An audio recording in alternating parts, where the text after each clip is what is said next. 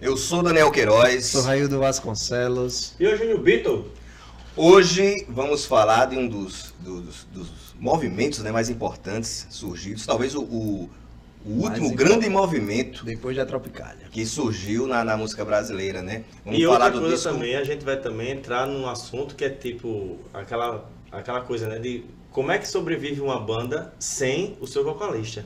É a figura principal, né? Que a gente tem os casos específicos que eu mais lembrado são o Barão Vermelho, tem o Cazuza, Secos e Molhados, sem o Ney, mas né? Isso aí fica para depois depois da vinheta, né?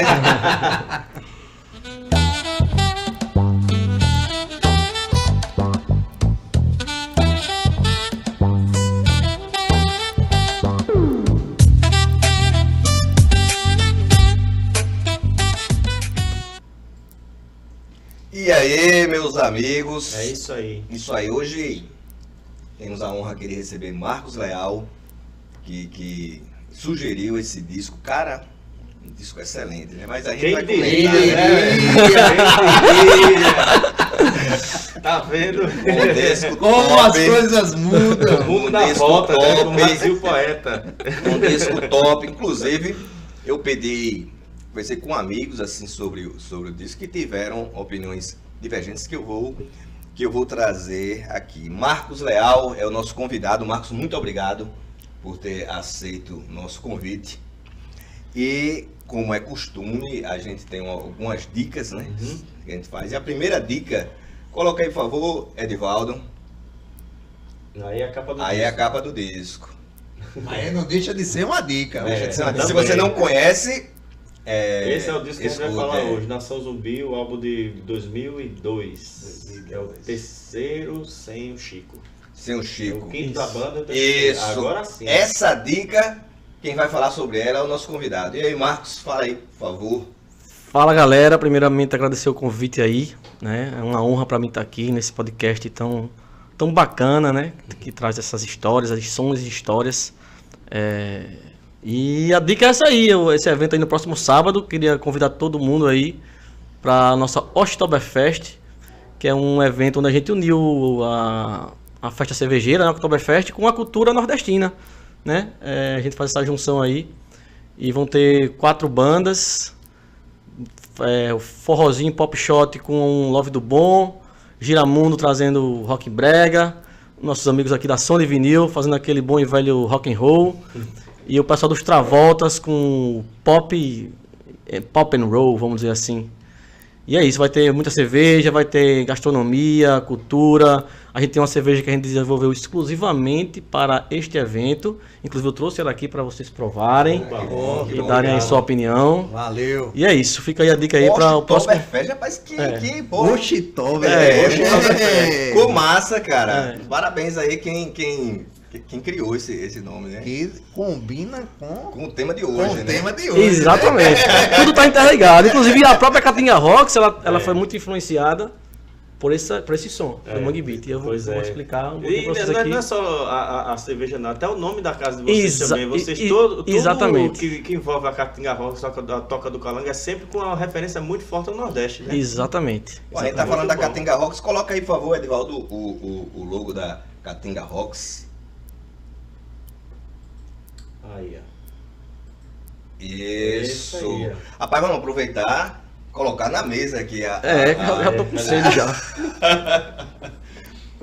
Eu também já tô afim de dar umas beiçadas. A Caatinga Rocks, que é um produto assim que se tornou uma classe tradicional, que é a cerveja artesanal, né, cara?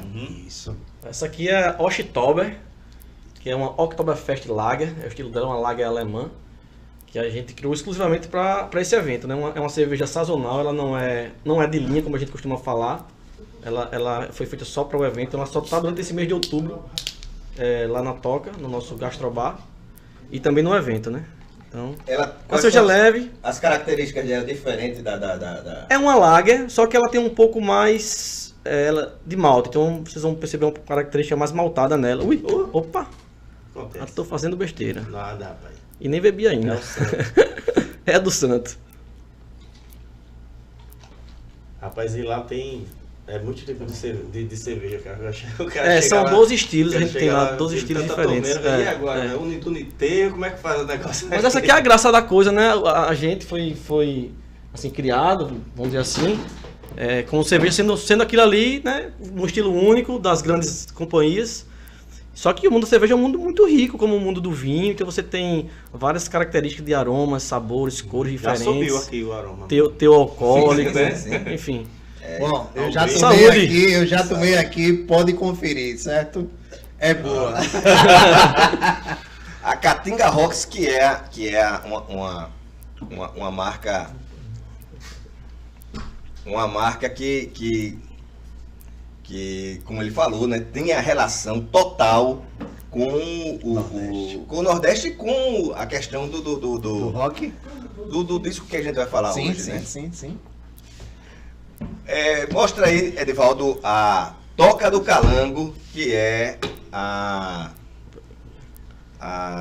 Gastrobar, né? Nossa Gastrobar, casa. exatamente. Aqui mesmo aqui. Aí é o outro... Isso, a Gastrobar da Fábrica. Fala um pouco, Marcos, por favor, da Toca do Calango. Toca do Calango. Então, a gente... Já fui lá várias vezes. Eu também. A gente, nosso negócio principal, na verdade, sempre foi a cervejaria. E só que a gente sentia a necessidade de ter um espaço onde a gente pudesse, onde o cliente pudesse ter essa experiência direta com o nosso produto, né? Claro, a gente vende para vários bares e restaurantes, só que eu sou só mais uma lá, entre outras, né? E na nossa casa, no nosso gastrobar, ele vai ter lá a experiência completa. Não só de provar vários estilos e ver o que é... Porque assim, às vezes você acha que não gosta de cerveja, mas você já provou, assim, já experimentou os vários estilos que existem. Às vezes a pessoa não gosta de cerveja, mas toma uma sour, que é uma cerveja que é bem leve e é mais ácida, e falou, poxa, isso aqui nem parece cerveja. E é uma cerveja, é um estilo de cerveja diferente. Então lá ele vai ter esse leque de opções para ele poder provar e ter essa experiência, não só para beber, mas para harmonizar também com os pratos. Então tudo lá, a parte gastronômica, foi pensado nas cervejas. Então, normalmente os pratos levam um molho ou uma carne que é marinada numa cerveja. Então tem uma da música também que é importante pra gente, né? Então a gente sempre tem as bandas lá que tocam, enfim, é todo um combo, né? Todo um pacote de experiência que ele tem ali diretamente com a marca. Muito bem. Marcos, aproveitar o ensejo, a Toca do Calango, né? Vocês têm um evento assim que eu acho muito interessante, inclusive vários convidados aqui que participaram, que é o Quintas Autorais, né? Na verdade, o Toca Autoral. Toca Autoral, né? Ele acontece normalmente às quintas, mas né? Já aconteceu às quartas também. E até domingo, se eu não me engano, já teve uma vez. Cara, primeiro eu quero parabenizar, porque é uma iniciativa, assim, não é tão comum. E o local se torna diferenciado. Diferenciado, né? Quero parabenizar pela ideia e essa iniciativa. E, por exemplo, a Suzy que teve aqui, fez lá o Avelino, né? A galera aqui, pô, muito, muito legal, cara. E agora o mentor tá vindo aqui. Mas, indo agora para o tema central, o disco da Nação Zumbi de 2002. E a pergunta óbvia, por que, Marcos, a escolha desse disco? Então, primeiramente, antes de contar a história, porque esse disco, eu acho que queria dizer, assim, contar uma historinha rápida da primeira vez que eu ouvi Chico Sainz. Porque, assim, teve vários momentos durante a minha vida que me marcaram muito na questão de música, né? Eu não cresci numa casa que meus pais escutavam, não tinha radiola, então eu não tinha muita referência de música. E, basicamente, era a vizinhança que tocava ali, né? E era geralmente forró, que era o que se tocava. E eu não tinha muito conhecimento, nem tinha muito contato e tal. Isso aonde? Isso onde eu morava, num apartamento ali no Farol. Farol, na Virgínia de Campos. Virgínia de Campos, sim. Virgínia de Campos. Enfim, então minha referência musical era basicamente o que os vizinhos escutavam e tal. Depois que eu cresci, obviamente, aí, enfim, a coisa foi mudando. Mas não tinha referências musicais. E aí, aliás, eu vou contar uma primeira história. Fica à vontade, fica à vontade. E aí, eu quando criança não tinha muita referência, beleza. Aí um belo dia, um primo meu, a gente foi pra casa de uma prima dele. E ela tava... Isso não tem nada a ver com Mangue Beat nem com Nação Zumbi, mas só pra situar o lance da música na minha vida. E aí, ela tava com um disco lá do Engenheiros do Havaí. Escutando um disco lá. E pra mim aquilo foi um negócio muito diferente, porque eu era criança, eu devia ter uns 7 anos, eu acho, e só na minha cabeça só existia forró. Que era o que eu via da vizinhança. E aí ela tinha aquele negócio, né?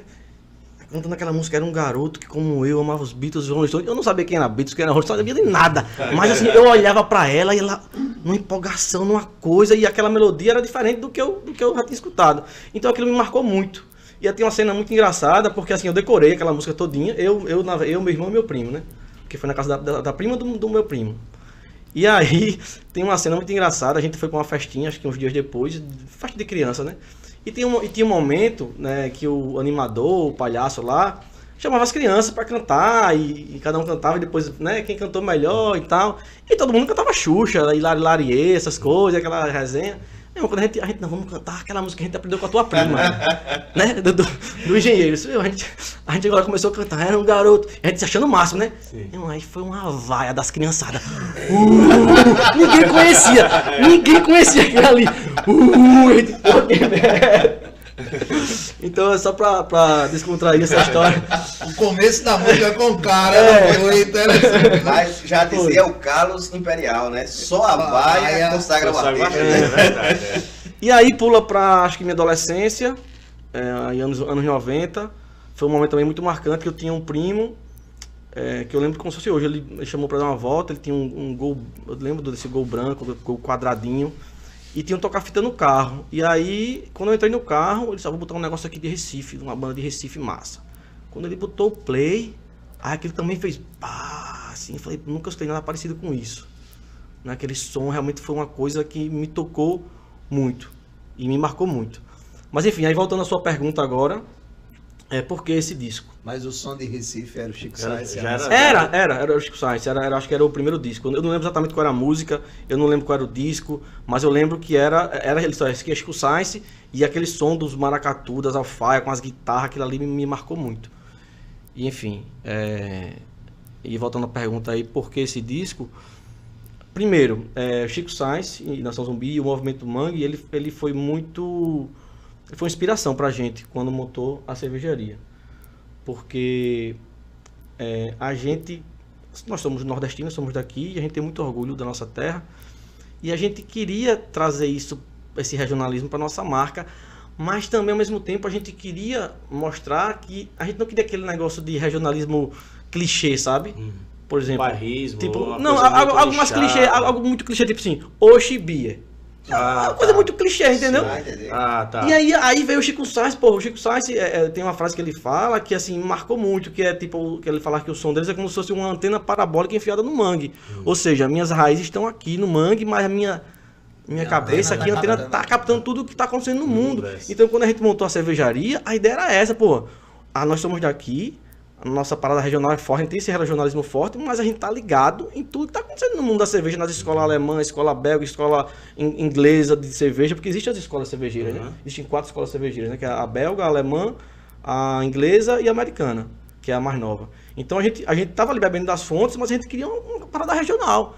Então, daí surgiu o nome Caatinga Rocks, né? O Caatinga, que é o nosso bioma exclusivamente, né? É único.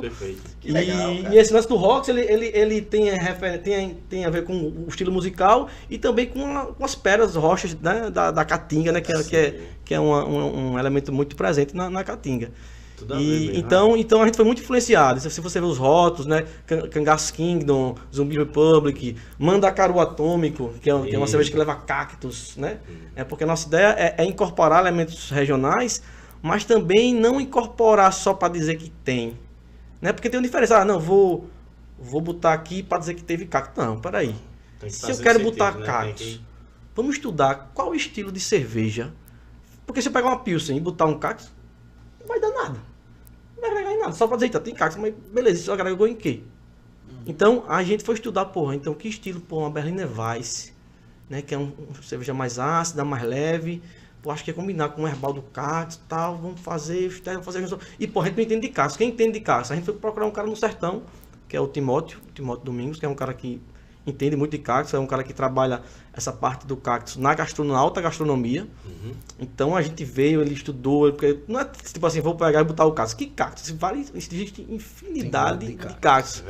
Inclusive tem espécies que são venenosas, então você tem que saber o que você está fazendo. Então a gente foi estudar, fez uma parceria com o Timóteo, e aí a gente escolheu 3 tipos de cactos, que é o mandacaru, palma e xique-xique. Então são os 3 tipos de cactos que levam, que entra nessa cerveja, que é a cerveja da gente mais premiada, que foi inclusive ganhou o maior prêmio que a gente recebeu, que foi um prêmio internacional, que é o World Beer Cup, que é o maior, mais prestigiado concurso de cerveja do mundo. Ela ganhou uma medalha de prata nesse concurso. Então, enfim, E não acontece não, se você for lá mesmo na Toca do Calango, você vê lá a parede, né? A Toca do Calango, ela já tem uma característica também dessa forma que ele falou, né? Isso, ela é rústica, né? Sim. Não, mas eu tô falando das medalhas também, porque o que tem lá na parede já tem um monte. Exato. Todo mundo a gente ganha, sempre ganha um prêmio. Já que tá assim, já a cervejaria a gente se lançou em 2017. Então, já estamos aí há 8, 9 anos no mercado, e a Toca, 2 anos, e vamos pro 3º ano agora. Rapaz, eu vou agora. Só uma Fica à vontade. Sons e Histórias não é só sons e histórias, também é aula de química. Então, mas deixa eu responder a sua pergunta, que eu não respondi. Eu enrolei, falei, e não disse sua resposta. Mas eu queria dizer isso, que a gente teve muita influência do Chico, do movimento Mangue, por conta disso. E por que eu escolhi esse disco, né? Quando ele morre, fica aquela dúvida, vai continuar? Não vai continuar? Aí ele morreu em 97, em 98... Em pleno carnaval. Em pleno carnaval. Em 98, eles lançam aquele CSNZ, que é uma coletâneazinha, né? Uma sobra de estúdio, tal. E encerra ali o contrato com a Sony, né? Que era o último disco que eles deviam a gravação. Aí em 2000, eles lançam o Rádio Samba, que é o primeiro disco solo da Nação Zumbi. Que não teve distribuição quase nenhuma, né? Pois é. O disco vendeu mais e foi mais distribuído lá fora do que no Brasil. Pois é. E aí, por que eu escolhi esse disco? Porque naturalmente você pensa, né? Inicialmente, poxa, os caras lançaram ali um disco, né? Mas foi só o último suspiro, vamos dizer assim, sem o Chico. Porque sem o Chico, podia pensar, não, sem o Chico a coisa não vai. Os caras vão lançar ali um disco ali, de repente até alguma sobra que tem, mas a coisa não vai. E esse disco, pra mim, ele ancora, ele reafirma ali, não, os caras vieram pra ficar. Os caras vieram pra realmente né, continuar. É interessante que a Nação Zumbi talvez seja o personagem musical que a gente mais falou, né? Porque nós temos um episódio do primeiro disco que vai ficar no final do vídeo. Que o Vitor Pirralho fez, que foi a Ciberdelia, que é o segundo. E agora vamos falar desse. Eu acho que ele concorre com o Djavan. O Djavan a gente falou. O Djavan falou 3. 3 foi, 3 programas. Agora, a gente falado disso, mas eu fiquei com uma curiosidade aqui, cara. Uma coisa que o Marcos falou, que ele falou de 4 escolas cervejeiras, né? E por que ainda não surgiu logicamente a pergunta de quem não sabe, uma escola, uma tradição, não vou nem falar brasileira, sul-americana? Então, você fez uma ótima pergunta. Na verdade, já existe esse movimento de escola brasileira, não é nem sul-americana, é escola brasileira mesmo. Entendeu? Mas isso é uma coisa que leva tempo. Então, até a escola americana tem gente que ainda não aceita, né? A escola americana, então é uma coisa ainda nova. E a brasileira é mais recente ainda, é um bebê, vamos dizer assim. Então, mas é uma coisa que já se fala, né? Já tem cervejas, já tem projetos hoje de cervejas realmente com identidade muito regional, né?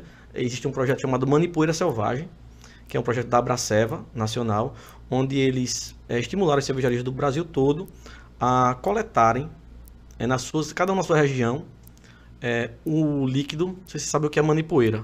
Sim, sei. Pronto. Manipoeira é aquele líquido que escorre da prensagem da macaxeira. Tá. Né? E a macaxeira, ou mandioca, ou aipim, ela tem no Brasil todo, de norte a sul. Então eles escolheram esse elemento, né?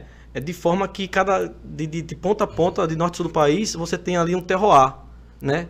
Cria uma cerveja de cada região e você ter, né? Existe uma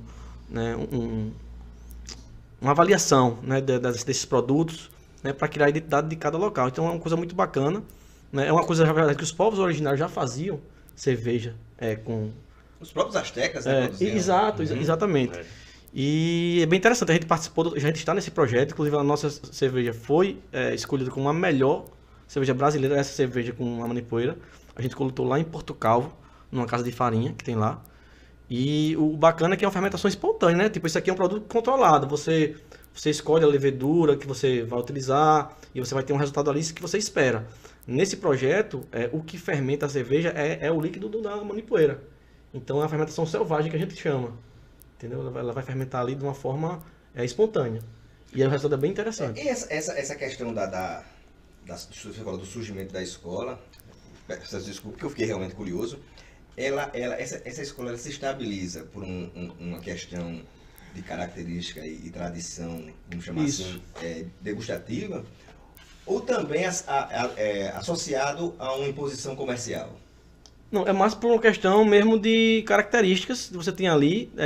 Aquilo é uma cerveja daquela região, né? Só se faz, assim, pelo menos nasceu ali, né?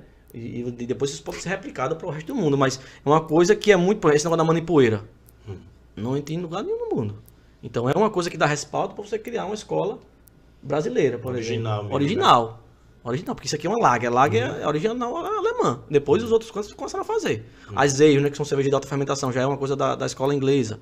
Enfim. Quando eu falo essa questão da imposição comercial, só para deixar claro, é o seguinte, que eu estou usando o seguinte raciocínio, de que se você tiver uma característica dessa, mas ela não tiver um alcance comercial, ela fica restrita a uma questão, que eu vou usar o termo, talvez não seja o mais correto, uma questão paroquial, uma questão regional, sim, né? Sim, então, essa verdade. Comercial que eu disse, também é importante. Também é importante, se mostrar vendável e tal. Foi isso que eu quis dizer. Porque o termo imposição parece até que o cara quer, né? Mas é a imposição do próprio produto, né? Sim. Mas vamos agora sim à Nação Zumbi. Meu amigo Raildo Vasconcelos. Pergunte logo antes que a cerveja faça efeito.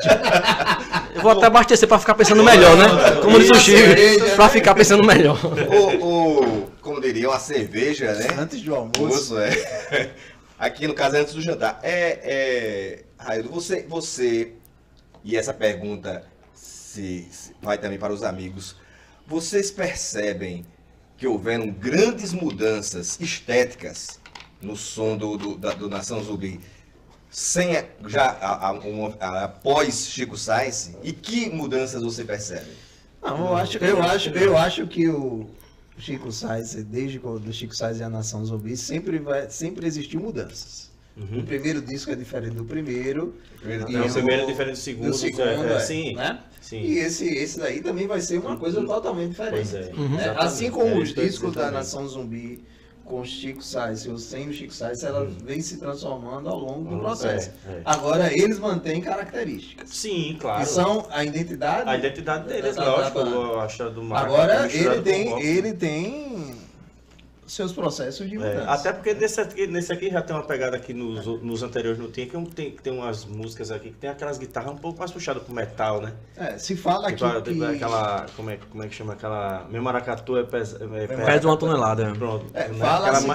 Fala-se que mesmo, antes do Chico que não tinha nos outros discos. Você ouve as guitarras mais, a distorção e tudo assim, mas não com o efeito que tá aqui, sim, né?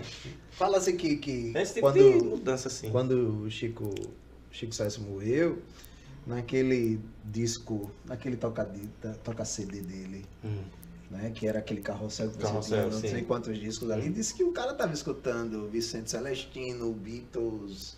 Então ali no carrossel do cara tinha uma série de coisas que o cara estava escutando que poderia influenciar num disco posterior. Então assim, a gente tá vendo ali que a cabeça do cara era comandada por uma série de coisas, uma série de informações. Então não tinha como a Nação Zumbi ser algo que o próximo disco a gente saberia aquela coisa formulada, né? O próximo disco é a continuação do segundo, mas não era. Mas não era. Então assim, a Nação Zumbi, o Chico Science seguia aquela máxima: os meus pés estão enfincados na lama, mas a minha cabeça, a antena não tem nada que está acontecendo. Exatamente. Então acredito que com Chico... Ou sem Chico. Nesse AC/DC, né? Antes de Chico e depois de Chico, acredito que aconteceria, o disco seria diferente ao longo do processo. E você, Marcos, você nota...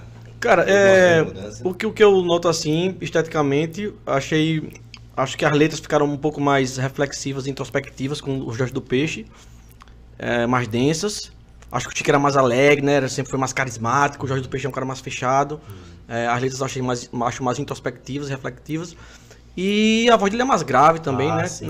Tem essa... Ele deu essa mudada, né? Porque é uma coisa que o do Peixe fala, que sair da percussão e ir pra frente da banda para ser o vocalista foi uma coisa que a banda teve que ter paciência para trabalhar, porque assim, era o cara que não estava acostumado com isso. Exato. Né? Quem era a figura E central... nem tem essa proteção, né? Isso dificulta bastante as coisas. Né? E o Chico Saisen era a figura carismática.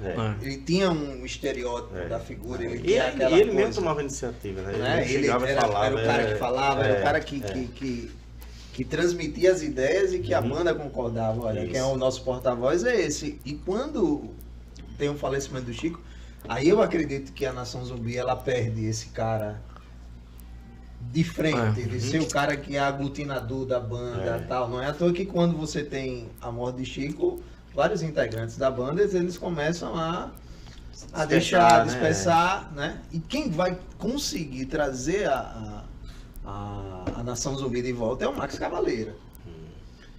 Quando tem o Abril Pro Rock, o Max Cavaleira chama a banda para tocar, para fazer uma homenagem pro Chico Sainz. É o Max Cavaleira, que também estava saindo do Sepultura na mesma época. Então, assim, foi uma... Não é fácil, velho, para uma banda perder a sua principal figura. E a gente tem isso ao longo da história da música, dessas bandas que perderam. E o Sepultura também teve uma fase de estar misturando as coisas, né? De perder o seu vocalista principal e tentar se reinventar. Eu tava falando da sonoridade mesmo, assim, de botar percussão, botar essas coisas. Sim. Eu tive uma impressão igual a do Marcos, cara. Eu achei assim que esse disco, eu acho que ele tem uma influência do hip hop menor do que no período com Chico. Não, mas aí eu acredito que é isso aí. Eu acredito que com o Chico isso também teria mudado. Porque o hip hop foi uma sensação naquele momento, né? E aí desse outro momento seria uma outra coisa. E talvez seja isso aí que os caras estavam fazendo. A questão das letras também, eu observei da mesma forma que o nosso convidado falou. As letras, elas abordam temas, como disse, mais reflexivos. Mais introspectivos. Algumas questões voltadas, inclusive, para a relação do homem consigo mesmo e tal, né? Mas vale lembrar que esse disco ainda é um disco de luto. É um disco de luto ainda. Hoje, se você pegar os discos da Nação, já é uma outra coisa. Já tem uma coisa mais pra frente. Sim. O do Peixe já é um cara que já mais espontâneo. Agora aí é um disco ainda de luto, cara. Assim, essa música mesmo, o Meu Maracatu, pesa... Uma tonelada. Pra mim, acho que o destaque do disco é essa música. Eu acho que essa música ainda é o peso de carregar esse discurso do maracatu, do que foi construído com o Chico Sainz e a Nação Zumbi. Agora você não tem mais o cara que representava. Porque você pega a entrevista do Lúcio Maia falando assim, porra, o Chico Sainz virou nome de rua, virou estátua lá no Recife. O cara virou um mito, porra. Pra mim, eu não conheço mais quem era o meu amigo de infância. Meu amigo de infância é um mito. Isso pra quem conviveu com o Chico Sainz, isso é um peso. É um problema, pô. E você substituir esse cara é foda, pô. É preciso ter muita gana e querer que a banda continuasse. E aí tem que administrar muito bem, psicologicamente principalmente, né? E aí esse disco aí é que onde diz, olha, aqui a banda veio pra ficar. Esse disco. Exato. A impressão que me dá outra coisa que eu percebi nesse disco é também uma influência de elementos psicodélicos bem maior do que existia na guitarra com trêmulo, né? Flange e tal. Você vê esses elementos psicodélicos nesse disco. Realça mais, né? A levada funkeada mais do que também, né? Você tem uma eu acho que ele tem menos maracatu, não que não tenha maracatu, mas tem menos do que no passado. como aconteceu com outras bandas, como o Gênesis, que o vocalista saiu, entrou o baterista, as bandas elas se reinventam. Assim como aconteceu com o Barão Vermelho, quando saiu o Cazuza e fica o Frejá. Quando saiu o Otto do Mundo Livre, que o Otto virou eletrônico, né? Fez o mangue eletrônico dele lá, que eu gosto pra caralho. Samba pra burro, né? Samba pra burro, por isso que é massa. Tem essas coisas assim que, pô, o impacto é grande. E outra, nós aqui somos de uma geração que o Mangue Beat causou um impacto gigante. Total. Nós somos vizinhos aqui de Pernambuco, né? Aquele show da UFAL mesmo, meu irmão, acho que eu fui o único. Eu não fui, eu nem lembro porque eu não fui. Todo mundo me fala desse show, cara, da UFAL. Todo mundo me fala desse show da UFAL. Todo mundo fala. Eu também não fui, mas, meu, a galera fala de um jeito mesmo. Esse show foi uma coisa. Eu tava na UFAL, mas eu não lembro se eu fui. Então, eu acho que você é a única pessoa que eu até agora tô vendo que não foi também. Não fui, cara. Todo mundo que eu conheço foi. Eu não fui, não. Todo mundo que eu conheço fala de um jeito, meu irmão. O nosso produtor, ele disse que foi. Ele foi. Ele foi. Todo mundo foi, também tem o seguinte, no outro dia, meu irmão, não se falava de outra coisa no outro dia, bicho. Mas também existe aquele fenômeno, né, do fato histórico, né? Esse show ele se tornou um fato histórico, né? E todo mundo quer estar lá, né? Mas eu não acredito não, que tem gente dizendo que foi sem ter ido, não, duvido, porque eu assim, na época eu morava na Colina, né, era pertinho, e todo mundo tava ligado no Chico Sainz, tinha um, velho. Não tinha muita gente, Eu não lembro. Eu sei, não, mas o negócio é que tinha gente conhecida. Sabe? O pessoal que tá. Geralmente era o pessoal que Você estava tá querendo muito ligado dizer na que música. o número de pessoas que diz que estava é maior do que quem está lá? Não sei, não, isso aí quem falou foi o capacidade Duílio. do local. Aí foi o Duílio que falou, mas aqui tinha pouca gente. Mas pra mim todo mundo foi, velho. Eu não lembro, não. Eu nessa conheço, época eu estava na UFAL, mas eu não lembro, não. Porque foi um evento de medicina, né? Sim, foi fechado, foi um evento fechado. Eu não lembro de ter ido. Mas teve gente que entrou sem convite.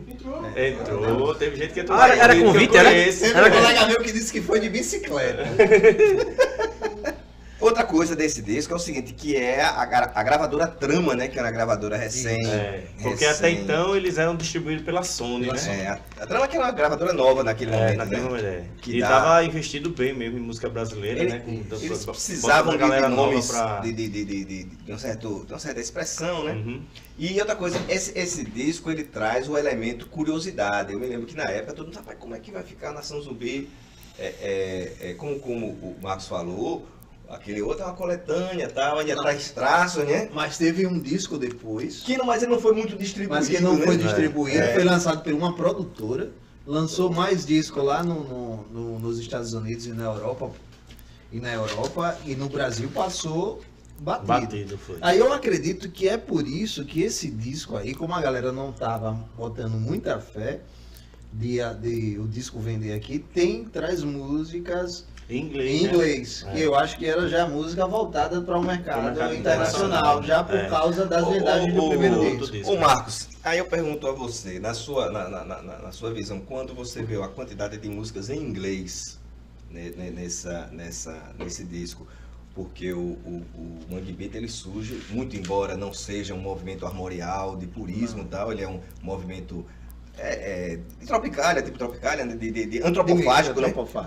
Você não achou que essa questão do inglês aí poderia ir de encontro a essa questão das tradições, ou para você viu normalidade nisso? Não, eu vi normalidade, até porque eles nunca foram um cara fechado, são um galera com a mente fechada, no sentido, não vamos fazer música em inglês, ou não vamos... Pelo contrário, tá com a mente aberta para tudo. Então, pra mim é natural que tenha música em inglês aí, entendeu?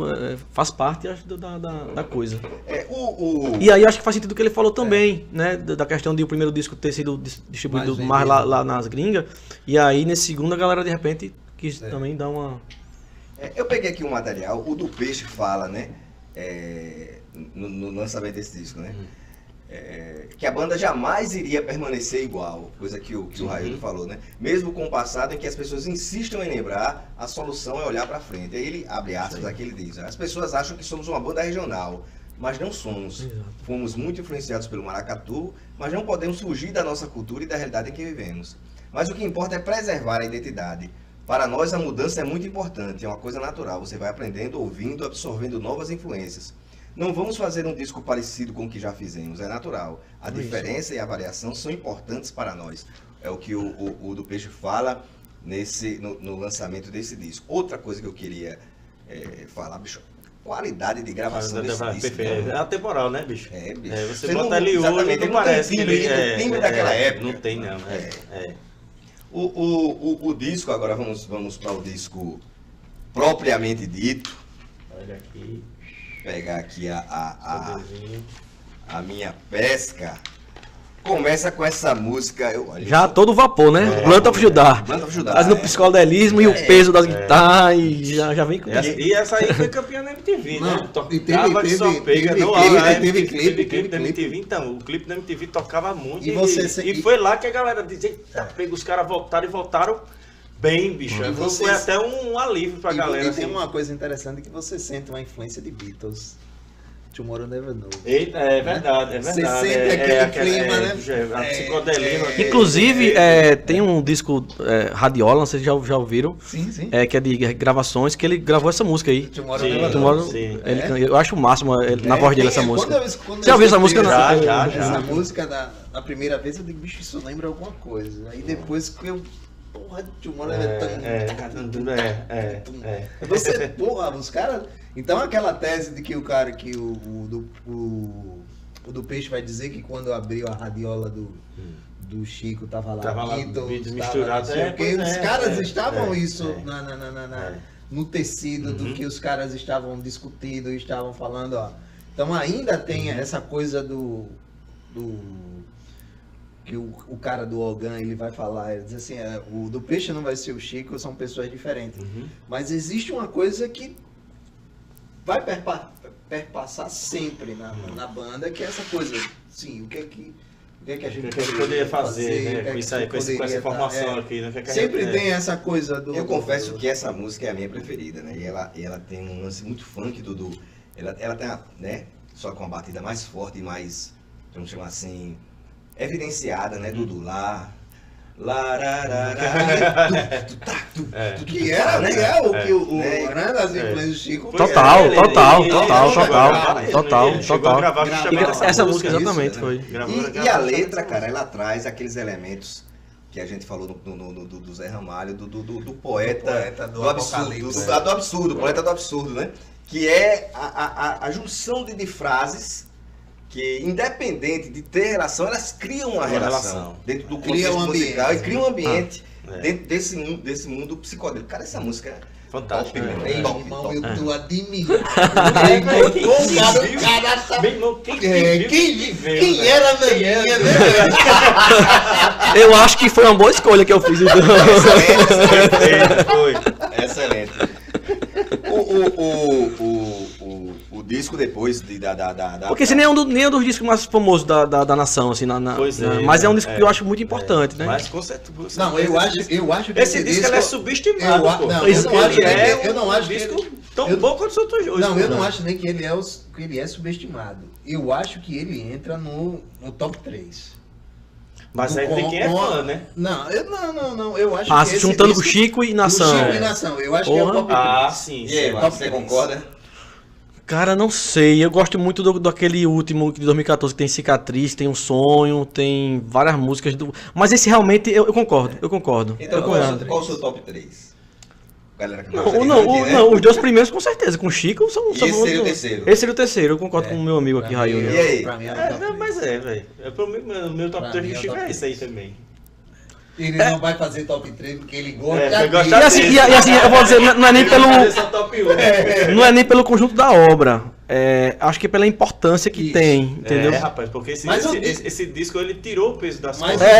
Exato. Atualiza muita coisa. E tem muita música boa também aqui, tem muita música boa.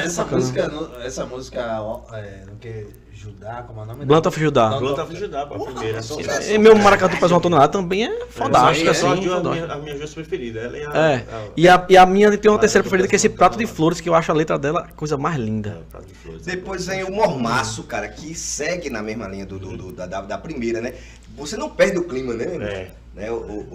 Essa Mormaço. Outra característica é o seguinte, a Trama lança o CD e o CD, ele E o tem, encarte. ele tem as características Lindo, né, bicho? né? Lindo esse O encarte. papel, E o formato papel, é diferenciado, né? O papel, porque ele não é aquele encadernado só de uma Não, página, não. Ele se desdobra em 4. Tem um papel reciclado, né? Um papel Isso, diferente. um papel diferente. As pinturas que tá no encarte também, porra, Lembra aqueles essa murais, né, É. de pintura que a gente vê hoje ali na ponte lá da rotatória do Francês, né? Que Isso, tá tudo pintado ali, né? Agora, eu não me arrependo. Ou seja, eu tive a oportunidade de conhecer a banda. Quando você vieram tocar em Maceió, foi em 2017, quando a gente tinha acabado de lançar. A gente conheceu, deu um kit pra eles. E eu não levei esse disco. Os caras Pra eles autografaram. autografarem. Não, mas não esperava que ia conhecer assim. Foi no de última hora, surgiu a oportunidade, a gente conheceu. E quais foi foram massa. as suas impressões quando você conheceu? Cara, maravilhoso, cara. Não esperava. Assim, na verdade, quando a gente tinha uma pessoa que fez a ponte, ela disse, olha, eles não costumam receber. Aí a gente falou, porra, mas a gente é fã, eles foram inspiração pra gente, quando a gente criou a cervejaria. Aí ele levantou, olha, eles vão receber vocês. Irmão, chegou lá, a gente falou rapidamente e tal, e assim, eu fico meio que sem saber muito o que falar, né? A gente presenteou, falou da importância, que foram influências e tal, e eu já queria ir embora pra não incomodar muito, porque você fica ali sem querer incomodar o artista. Irmão, os caras começaram a puxar assunto. Não, já vê? Eu falei, meu irmão, os caras estão puxando assunto. Pronto, vamos da Tá casa. ligado? Vamos Os caras conversar. começaram a puxar assunto, não sei o que, falando de carnaval, não sei o que. Eu falei que ia pra Olinda no carnaval. E eu, meu irmão, foi um negócio assim, surreal, assim. Eu nem esperava que fosse ficar tanto tempo ali com os caras conversando. E os caras puxando assunto ali, gostando da conversa. Enfim, foi massa. Que legal, cara. Depois vem propaganda, né? Eu acho que propaganda tem uma Propaganda mensagem muito interessante, né, cara? Porque a propaganda ela tem o elemento da subversão. quando ele diz a sua Como propaganda, pode a né? propaganda ser a alma do negócio? Esse negócio que engana não tem alma. Isso. Você é a alma do negócio, a alma do negócio é você. Peraí. Mas não esculhamba a gente não, porque a gente tá fazendo propaganda aqui do Mas aí é uma propaganda boa, porque na verdade a gente hoje tá inundado, né, bicho? Sim, propaganda. Ainda mais nessa época de rede social, a gente é inundado o tempo todo, 24 horas por dia, por propaganda, bicho. É um negócio assim, abusivo até. Isso. Mas não. É um saco, você abre o celular e começa a pipocar a propaganda, é um negócio Mas absurdo, no pô. capitalismo, propaganda é a arma Do negócio. E E é o que ele disse. é a arma que é colocada na sua cabeça. Mas é o que ele disse. A propaganda é a alma do negócio, mas essa propaganda não tem alma. Né? E ele- Falando em propaganda, vamos falar de coisa boa. Fala aí o nome da música próxima aí. A Amnésia Express, né? Em relação à propaganda, não posso deixar de fazer a nossa propaganda. Por favor, dê seu like. É isso aí. Dê seu Inscreva-se like. no canal, deixa aí seu comentário. Seu sua joinha. sugestão, seu joinha, né? Ou pra cima, pra baixo, tanto Se faz. inscreva no canal. O negócio é engajar. Se inscreva no canal, se inscreva lá nas redes sociais, no YouTube. E sugira o no disco Instagram. também pra gente falar aqui. Sugira um disco, diga se concorda, se Deixa não por aqui, concorda. ó, dali a galera Ele aqui. faz Deixa uma aí, ó. profecia aqui, né? Em 2020, a carne só será vista na foto de um livro, né? Ele dá uma. Não deixa de ser uma profecia, né? Isso felizmente não aconteceu, né? Mas pode vir a acontecer. Talvez nos Estados Unidos esteja acontecendo nesse momento. Nesse momento. É complicado. Depois vem a música Amnésia Express, que também o próprio nome tem um trocadilho, né? Da amnésia com Cartão de crédito. cartão de crédito, né? Vem o Meu Maracatu Pesa uma Tonelada, que o convidado falou grande destaque, que é o grande destaque, né? Pra mim é. Que tem os elementos de metal, né? Que você falou, né? Essa música Meu Maracatu, além dessas questões que você fala da guitarra distorcida, aí entra mais uma vez o peso do maracatu, né? Do Sim. surdão, né? Ali vem com força. Aí vem com força Não, Não, mesmo. e a letra, carrego pra onde vou o peso do meu som. som. É. Meu maracatu pesa uma tonelada de surdez e pede passagem. Ela chega a ser panfletária, né? Porque Também. ele tá dizendo, né? Eu vou. Não, e aí vem Se o lance, afirmando, e aí né? vem o lance regional, da afirmação da raiz, da minha isso cultura, é, exatamente. de sempre reafirmar de onde eu venho. É isso aí. Mesmo eu estando antenado com as coisas, mas eu sou isso A aqui. minha raiz tá né? aqui. Minha raiz está aqui. Vem Faz Tempo, que também segue nesse mesmo clima do funk, da psicodelia. E vem o Prato de Flores, que também o convidado aqui disse. Essa letra é linda, pô. Eu vou lhe dar um prato de flores e no seu ventre vou fazer o meu jardim. E vai florir. E vai florir. Coisa linda. É uma poesia, né? Coisa linda. Coisa linda. Pra mim, a letra mais bonita que eu... deles, assim, é essa música aí. Essa letra dessa música. Quando você foi para o show deles, eles tocaram músicas desse disco? Tocaram Blunt of Judah. Eu lembro claramente. Acho que foi uma das primeiras músicas, inclusive. Ela tem clima de início mesmo. Clima de abertura, De né? abertura, né? Vem Know-How, né? Que o título já tá dizendo que é mais uma das músicas. No Now. No Now. Saber agora. Que esse título assim lembra um pouco reggae, né? É. Isso. É um título que traz o reggae. Tem vem Organ de Belly, né? Que quem canta é o Organ de Belê. né? Que ele, quando o Chico... Organ de Belly. Quando Organ o de Chico Belê. falece, ele vem pra Maceió. Que o irmão dele mora em Maceió. Ah, é? Não O sabia. irmão dele mora em Maceió. Ele vem Do Tocogan. ele vem curar o luto em Maceió. Ele não fica lá no... Porque eu tô tentando lembrar, pô. Inclusive tem uma foto dele tocando no show com o boné nosso, porque quando a gente foi no camarim, nesse dia a gente deu boné pra eles todos e deu um kit. E aí, um tempo depois, rolou uma foto no Instagram da Nação, deles tocando, e tava o Tocogan com o boné da gente, da Catinha Carroça do Calango. Eu falei, porra, que massa. O irmão dele mora aqui em Maceió. E ele vem ficar em Maceió lá, né? Porque, segundo ele, disse que a galera tava numa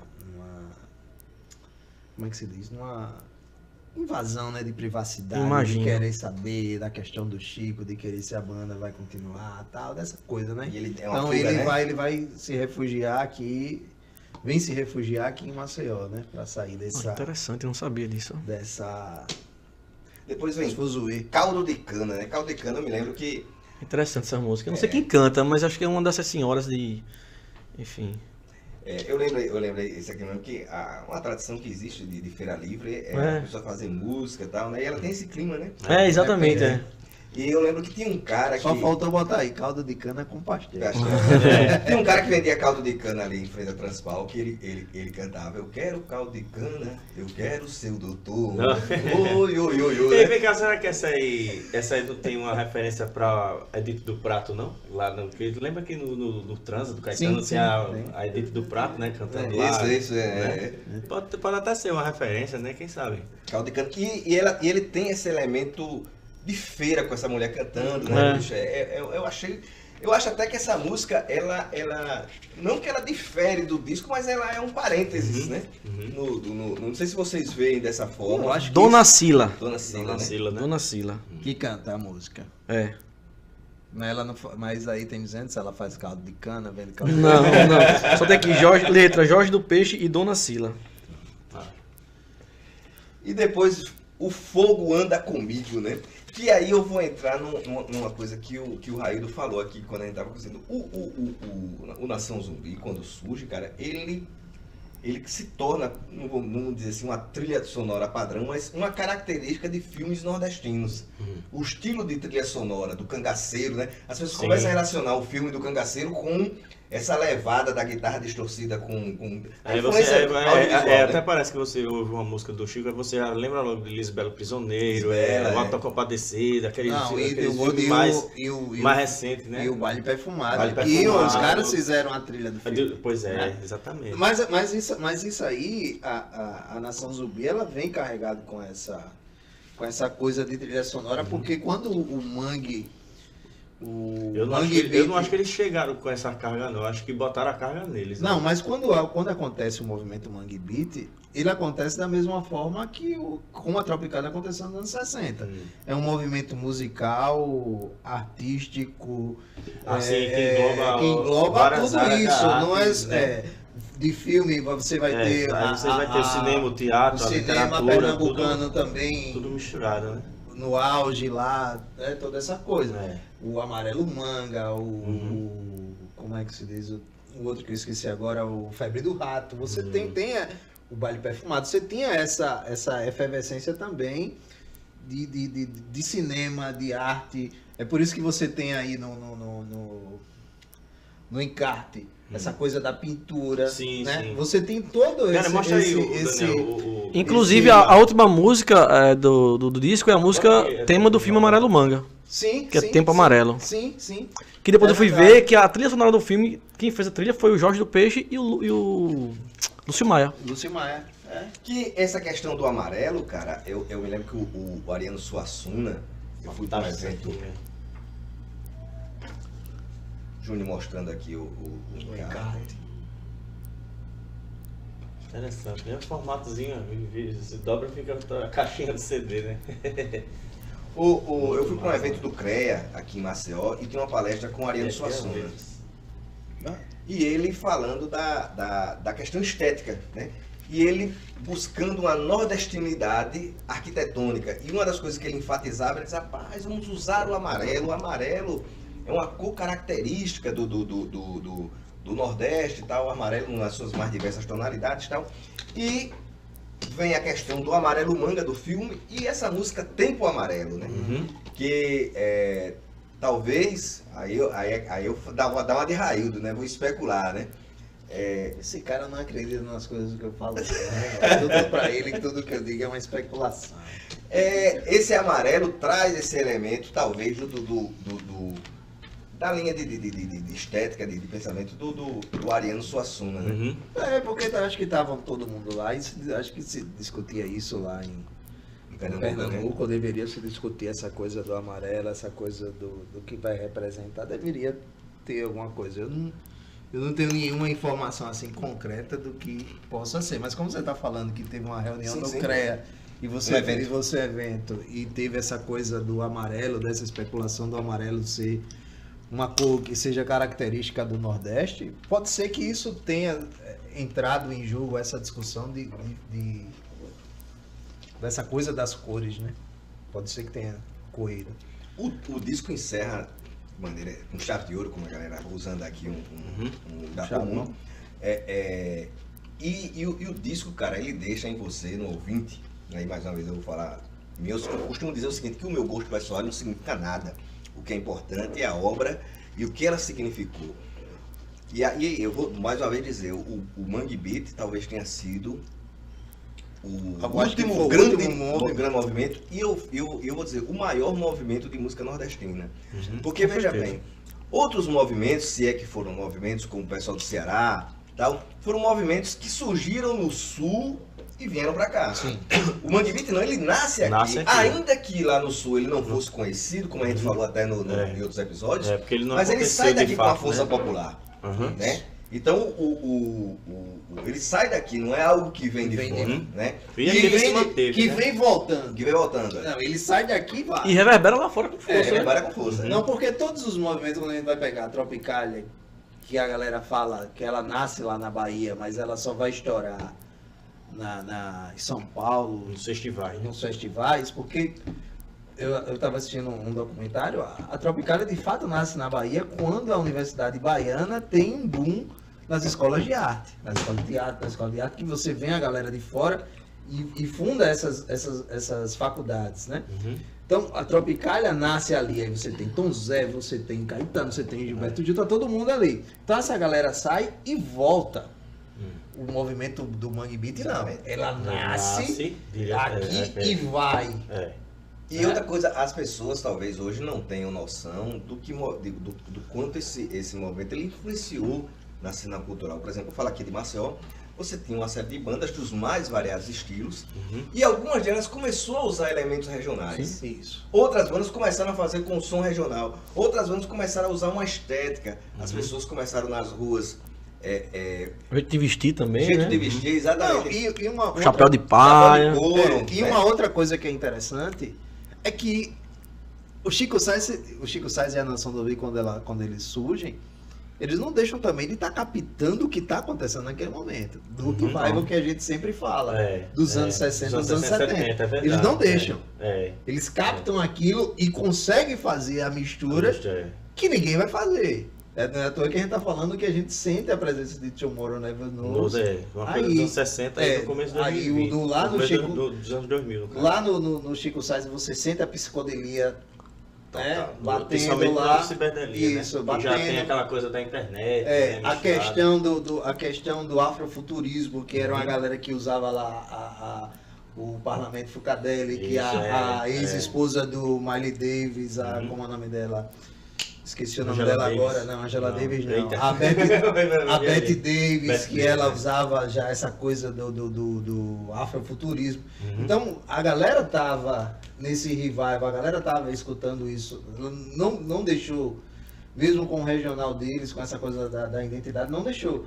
E como o Daniel tá falando, essa coisa do Chico Sainz aparecer, vai levar a influenciar também as bandas psicodélicas daquele momento. E interessante o seguinte, aquilo que De rock psicodélico, Verdade. o Mofo, o Cachorro Grande, né? Toda essa galera. Interessante o seguinte, que a Marilena Chauí fala, né, que a cultura popular ela é vista em alguns momentos da história como uma expressão da falta de cultura, da ignorância, e em outros momentos da história ela é vista como algo fino, algo que deve ser preservado. E o movimento Mangue Beat, cara, quando ele surge, ele traz a vontade das pessoas de se travestir, de se vestir, usar um chapéu de couro, coisa que outrora envergonhava. É verdade, né? é verdade. É verdade. O orgulho, né? De Exatamente. o orgulho do Nordeste, de ser Nordeste e Não é à tal. toa que o Chico Sainz ele vai criar termos, o Mangue Boy e a Mangue Girl. É, exatamente. Ele é. cria esses elementos Ele para que, exatamente, pra que o jovem ele se identifique com a sua localidade. Justamente essa é uma das características que você vê que faz disso aí ter virado realmente um movimento Isso, cultural, um movimento isso. social, né? Você vê assim, a coisa é tão raiz e tão povão que a galera do Chico Sainz trazia consigo a camisa do Santa Cruz. Santa Cruz, Da coisa da representatividade do povão, de que, ó, isso aqui é um movimento do povo. Do povo para o povo. E o povo não precisa ser ignorante e consumir mal. Olha, isso aqui está acontecendo lá fora e o povo escuta. É só ter a oportunidade de dizer, olha, tá aqui.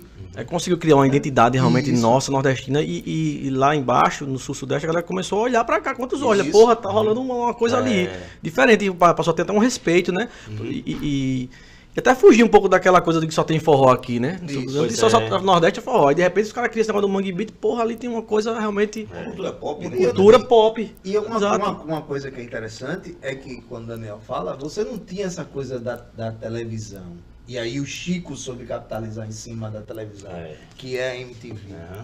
Quando a MTV se instala, e ela se instala no Nordeste, ali no começo dos anos 2000, E ela também se ela populariza, também, né? por causa disso. por causa disso. Quando ela começa a cobrir os Abril Pro Rock. Né? Exatamente. Você começa a ter Meus essa amigos, coisa. estamos chegando na reta final, aí com a tradição eu trouxe duas críticas aqui, inclusive uma bate muito com o que a gente falou aqui. Eu acho curioso que é o seguinte, em geral eu tento trazer críticas que vão de encontro com o que a gente pensa. Pois é, né? Essa, né? É. Aí, E uma dessa vez você não achou não foi? Não. Pois é, pra você ver que é unanimidade, né? Pelo menos nesse caso aqui. uma crítica do ano 2002 do Iplash, do João Paulo lá, o Iplash, que é o maior portal de rock do Brasil. Bom deixar claro que é um portal de Belém do Pará. Olha. Mas vale lembrar que foi no Belém do Pará que surgiu a primeira banda de metal, né? que falamos aqui, né? Aí tem aqui, em 2002 a banda Nação Zumbi lançava o seu 5º álbum e tal, né? Aí diz, esse disco é um dos melhores de sua discografia. Olha aí.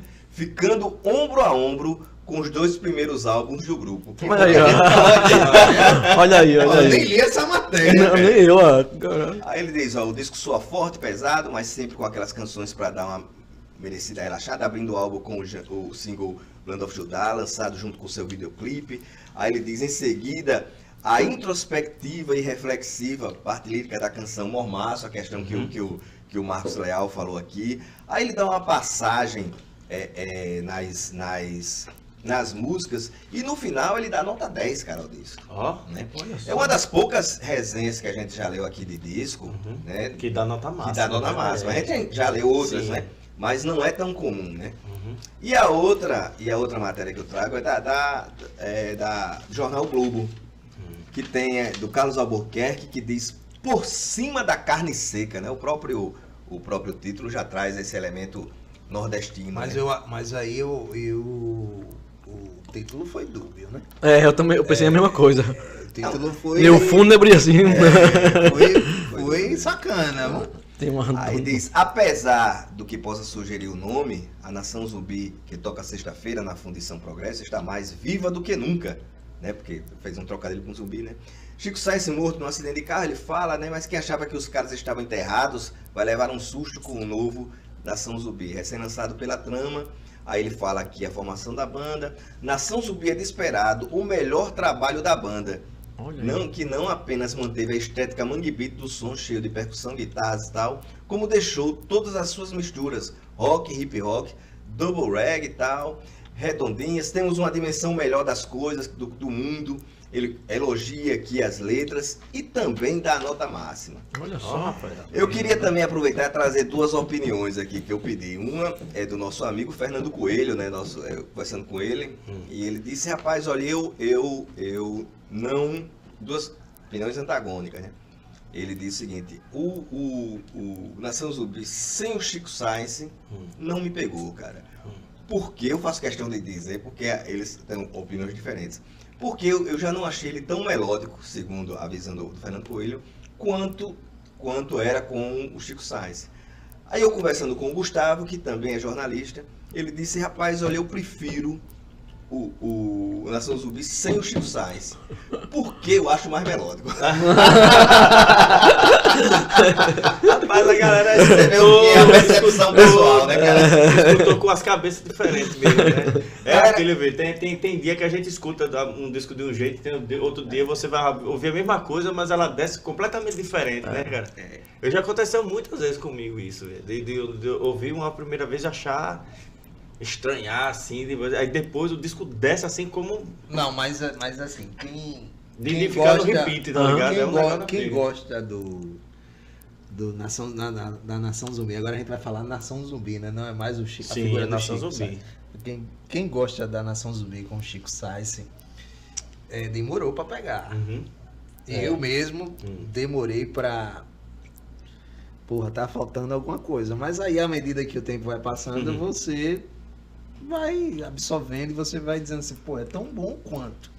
Não é a mesma coisa, mas é tão bom quanto. Ainda lembro quando a primeira vez que eu escutei esse disco aí, porque tem coisas assim. Eu já tava, parece que eu já tava meio que preparado, porque eu senti que tava eles pararam num nível muito alto, né? Eu digo, rapaz, porque é difícil, né? O cara manter aquela história todinha, assim, ainda mais sem o cabeça da galera. Mas quando eu escutei, eu digo, rapaz, os caras são foda. Porque assim, é difícil. Os caras não tiveram nível ali, E não é só sem um vocalista, não. Um vocalista que tinha um carisma absurdo, né, bicho?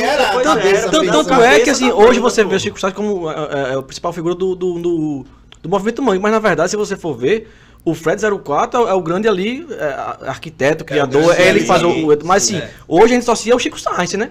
Mas era o carisma dele, era um cara tão carismático, né? E, enfim, que hoje... O Fred 04 era chamado de Joe Stromer, Joe Stromer do Recife. Agora, meus amigos, estamos encerrando aqui o programa, mas eu vou...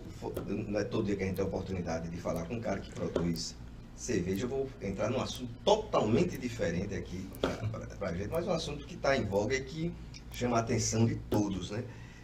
Meu nobre Marcos Leal, como a indústria de produção de bebidas está encarando essa questão aí dessa crise que estamos vivendo, da adulteração e tal? Então, isso basicamente é um problema de falsificação, né? Falsificação, de bebida adulterada. Esse lance do metanol, né, que é o assunto aí que está se falando muito, ele é resultado de um processo de destilação. Então, no processo de fermentação, a gente não tem nenhuma relação com a cerveja. Só para da sua visão como um cara que pertence à produção de Sim. É isso. É essa questão da bebida adulterada, falsificada, né? Você, às vezes, é o barato que sai caro, né? Eu falo como dono de estabelecimento de bar, né? Porque a gente compra também destilado, né? E a gente compra tudo de fornecedor autorizado, distribuidor autorizado da fábrica. Eu já até, inclusive, fez um vídeo hoje falando sobre isso, né? Porque todo mundo tá se falando, então a gente se posicionou, né, para deixar claro que é seguro, assim, os nossos fornecedores são fornecedores autorizados, né? Mas é isso, o problema todo ele gira em torno da falsificação. Você quer comprar uma coisa mais barata, né? E é o barato que sai caro. Porque é tudo bebida. O problema todo é da adulteração das bebidas destiladas. Beleza, galera. Muito obrigado. Foi massa demais a conversa. O Marcos está convidado aqui para outras oportunidades. Escolhi outro disco. Quando tiver outra sempre cerveja para lançar aí, traga. Boa. Quando tiver um evento, sempre mande aqui. Agradecer aí o presente, né, também que você trouxe pra gente aqui, o kitzinho. Vamos trazer o irmão dele agora, né? Boa ideia aí, Rafael está convidado aí, viu?